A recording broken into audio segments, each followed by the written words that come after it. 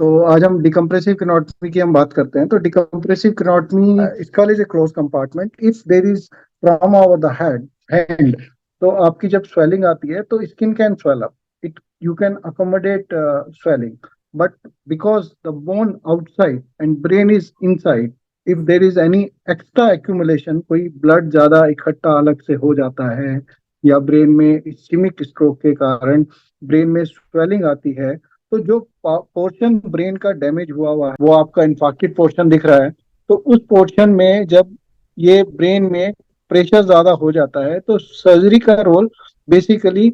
जब जैसे डॉक्टर साहब ने बताया मैनिटोल 3% नॉर्मल सलाइन ग्लिसोल वगैरह देके प्रेशर कम करते हैं, बट कई बार प्रेशर उनसे भी कम नहीं होता।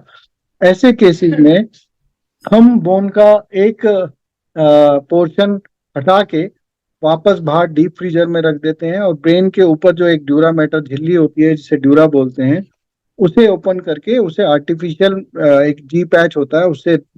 स्पेस दे देते हैं और बोन को बाहर डीप फ्रीजर में रख देते हैं और स्किन को वापस बंद कर देते हैं। तो आपका जो ब्रेन स्वेलिंग अब जो पहले नॉर्मल ब्रेन को दबा रही थी, वो नॉर्मल ब्रेन की जगह वो जो उस बोन के डिफेक्ट से बाहर बल्ज करने लगती है और बोन का प्रेशर कम हो जाता है, ब्रेन का प्रेशर कम हो जाता है। लेकिन ये समझना बहुत जरूरी है, ये जो मेजर है ये लाइफ सेविंग मेजर होता है।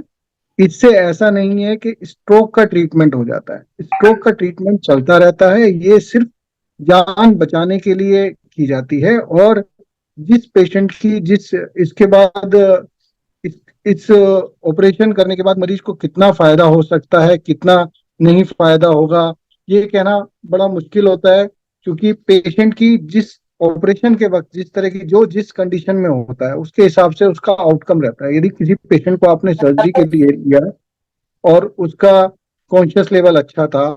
तो उसमें जो है चांसेस अच्छे होते हैं, लेकिन जो बिल्कुल कॉन्शियस नहीं है, अनकॉन्शियस है, ऐसे केसेस में कहना बड़ा मुश्किल होता है। और ये नहीं है कि ऑपरेशन के बाद ट्रीटमेंट कंप्लीट हो गया है, ट्रीटमेंट कंप्लीट नहीं होता है। बोन निकालने के बाद जो है आपका हिमेटोमा, यदि ब्लड है तो ब्लड भी निकाल देते हैं, कई बार ब्लड डीप लोकेशन में होता है तो ब्लड नहीं निकाला जाता है।